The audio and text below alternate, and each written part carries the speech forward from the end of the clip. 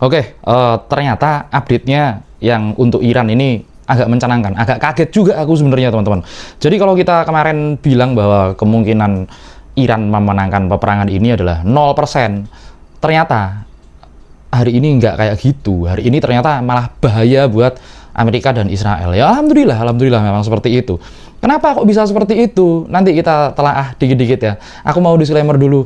Kalau ada video-video yang aku tampilin di sebelah kiri layarku ini nanti adalah video-video yang ada di Israel. Karena susah banget ya dapat footage dari sana.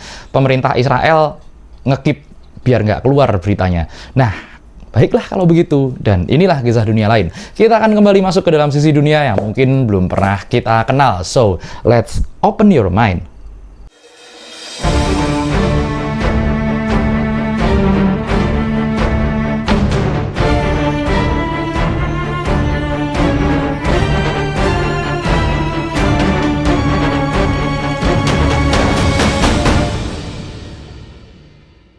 Kemarin terakhir aku bilang bahwa ada pesawat B-2 bomber stealth-nya Amerika yang bergerak menuju ke Iran. 4 pesawat.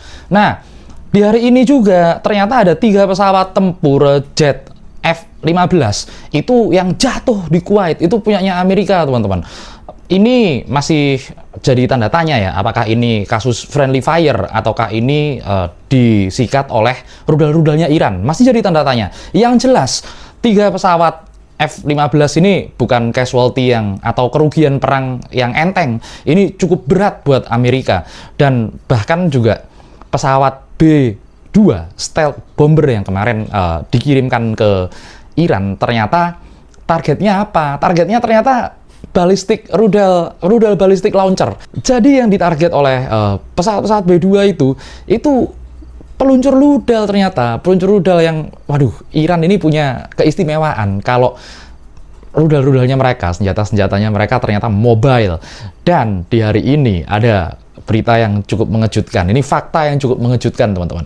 Apa itu? Kita mulai dari analisis dikit-dikit ya. Oke, aku bukan analis militer, tapi kayaknya aku cukup tahu deh hal-hal seperti itu. Coba kita cek satu-satu. Mulai dari sistem pertahanan Iron Dome dan sistem pertahanan naval base yang ada di Timur Tengah.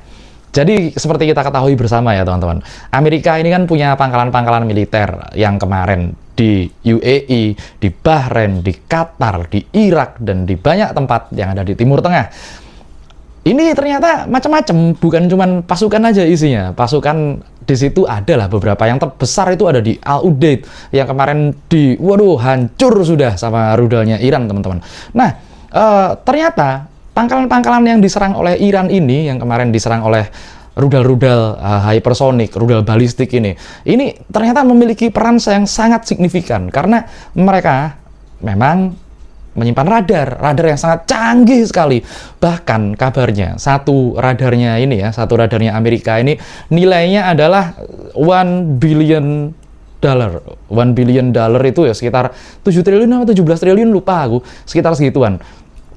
Tapi ironisnya ternyata dihancurkan oleh drone Shahid itu ya, drone Shahid 136 punyanya Iran yang harganya nggak sampai ya sekitar $1.000 lah teman-teman. Itu ada footage-nya kok teman-teman. Waduh, ini ngeri sekali. Radar-radar canggihnya mulai berjatuhan. Sedangkan kita balik ke belakang lagi di perang 12 hari di tahun kemarin pada waktu Israel melawan Iran juga. Ini ternyata yang minta penghentian gencatan senjata ini dari pihak Israel. Karena apa? Mereka minta intervensinya Amerika agar kemudian di-cut saling serangnya itu. Karena ternyata sistem pertahanan Iron Dome itu, peluncur rudal Iron Dome itu, rudalnya terbatas. Itu juga dana dari mana?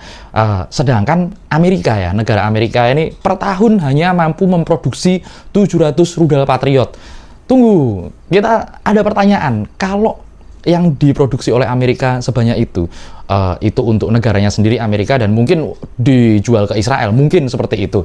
Tapi ternyata jumlah rudal yang ada di Iran dalam 2 hari perang yang hari ini, operasi True Promise 4 ini, 3 apa 4 ya? Operasi True Promise inilah. Ini ternyata yang dipakai stok lama, teman-teman. Stok lama. Bahkan baru tadi malam ini aku dapat kabar bahwa rudal terbaru, rudal Fatah terbaru. Ini rudal hypersonic ya, rudal hypersonic dari punyanya Iran, misil balistik yang sangat luar biasa sekali. Teknologinya beda sama rudal-rudal yang lain. Ini ternyata jumlahnya nggak kehitung, unidentified, unclassified, jumlahnya benar-benar nggak bisa diprediksi. Ini kalau terus-terusan seperti ini, yang terjadi adalah dalam jangka waktu 1 minggu lah ya, seperti kemarin, dalam jangka waktu 1 minggu, habis pertahanan udaranya Israel. Juga habis pertahanan udaranya Amerika yang di sekitar Teluk. Karena apa? Jadi pinter, teman-teman. Iran ini pinter banget strateginya. Yang diserang, karena Amerika udah nggak mau tahu ya. Pokoknya ada yang ngusik, serang. Iran juga seperti itu. Ada yang ngusik. Bahkan jika itu negara-negara tetangganya sendiri bikin pangkalan militer di situ, pangkalan militer Amerika, nggak peduli mereka juga nyikat dengan dasar adalah untuk menyerang pangkalan militernya Amerika. Dan hal ini cukup efektif karena aerial superiority itu apa ya? Dominasi di udara pasukan Amerika dan Israel ini juga berhubungan dengan teknologi radarnya mereka, teman-teman. Teknologi radar yang mengintercept atau menghalangi rudal-rudal Iran untuk masuk ke Israel. Ini juga sangat sangat vital sekali. Kalau ternyata radar-radarnya ini dihancurkan oleh Iran, nah ini jadi tanda tanya, teman-teman. Apakah masih bisa mempertahankan Israel yang hari ini udah nggak karu-karuan. Tel Aviv, kemudian Dimona kemarin, Haifa, waduh, kena termobarik misil ini kemarin. Kemudian Yerusalem, kemudian Beit Sheba, ini waduh, nggak karu-karuan, teman-teman. Udah katastrofik lah level peperangannya di situ. Kerusakannya sangat-sangat signifikan, teman-teman. Nah, kembali lagi, aku mau ulas tentang Fatah 2 yang bakalan jadi. Kayaknya ini adalah kunci pembaliknya ya. Fatah 2 itu rudal balistik hypersonicnya miliknya Iran. Sebentar, aku jelasin dulu. Rudal hypersonik itu di atas kecepatan suara, teman-teman. Di atas kecepatan suara kok bisa? Ya, karena dapat mencapai Mach 15 kali kecepatan suara. Sedangkan yang kita tahu zaman sekarang, pesawat pesawat tempur konvensional generasi ketiga dan generasi keempat yang masih banyak aktif itu biasanya antara Mach 5, Mach 7, Mach 8. Nah, sedangkan untuk mengejar hypersonic Mach 15, kecepatannya rudal Fatah punya Iran itu tadi, itu udah nggak mungkin. Yang diperlukan itu Mach 30, jadi hampir 2 kali lipatnya baru bisa kekejar. Nah, ini sangat nggak mungkin, karena kalau Mach 30 itu kenapa? Kalau di atmosfer, ya friksinya atau guncangannya kebakar, nggak mampu, teman-teman. Jadi dengan kata lain, senjata Mach 15 Fatah ini nggak bisa dihentikan ternyata, teman-teman. Dan kalau kalian lihat ya, ada beberapa footage yang nunjukin kalau kok bisa belok, sudah di counter dari bawah, loh kok ternyata bisa belok. Itu ternyata ini ada setirnya, teman-teman. Rudal Fatah ini ibaratnya ada setirnya. Jadi dia bisa membelokkan, ada bahkan yang sangat epic sekali. Rudal datang, itu di counter 20. Nggak ada yang kena sama sekali, tembus masuk. Nah, ketahanan militer Iran ini patut diacungi jempol. Karena seharusnya Amerika sama Israel ini, mereka mentargetkan pergantian rezim di Iran itu hanya dalam jangka waktu 2 minggu, kemudian konsolidasi 2 minggu lagi. Makanya kemarin aku bilang, Trump ini mempersiapkan buat 4 minggu, 5 minggu, ya sekitar sebulanan lah. Ternyata nggak seperti itu, teman-teman. Yang tadinya dipikir para agen-agennya Israel, Mossad yang ada di Iran, lagi-lagi yang kemarin demo-demo itu sponsornya CIA sama Mossadnya Iran. Ternyata nggak kuat, teman-teman. Ternyata nggak kuat. Ya, meskipun beberapa orang menganggap bahwa agen intelijen Iran ini lemah karena ya dalam jangka waktu pertama serangan Ayatollah Ali Khomeini ternyata gugur syahid ya. Tapi ternyata nggak selemah itu, teman-teman. Kok bisa nggak selemah itu? Ya pertama kita tahu lah, para ayatollah yang ada di Iran ini orangnya sederhana. Nggak ada tuh yang namanya kampanye kayak di negara Konoha, bikin baliho, bikin iklan-iklan mahal di TV dan lain sebagainya. Nggak ada lobby-lobby politik, ternyata nggak ada seperti itu. Malahan mereka ini bangga kalau ya seperti kemarin lah, kita sama-sama tahu ya, di Iran dikibarkan bendera merah. Bendera merah menuntut ya kepala bayar kepala, gitulah kira-kira, teman-teman. Ini luar biasa sekali. Jadi yang dipersiapkan bahwa Amerika dan Israel bisa menginfiltrasi agen Mossad-Mossadnya di Iran, ternyata enggak. Kita perlu tahu ya, di Iran ini badan intelijennya namanya MOIS. Nggak diketahui komandannya siapa, nggak diketahui jumlah personelnya berapa. Yang jelas, footage-nya yang ada di Israel itu bisa bocor. Yang jelas juga, yang diserang di pangkalan-pangkalan militernya Amerika itu ternyata bukan cuma ini, teman-teman, bukan cuma pangkalan militernya aja. Mereka juga menyasar hotel-hotel tempat ngungsinya pasukan, ya kan? Itu disikat juga. Kemudian yang kedua, produksi minyak seperti di Saudi Arabia, Aramco itu kemarin sampai tutup produksi gara-gara disikat sama ya misilnya Iran. Jadi ini sebenarnya ironis sekali sih, teman-teman.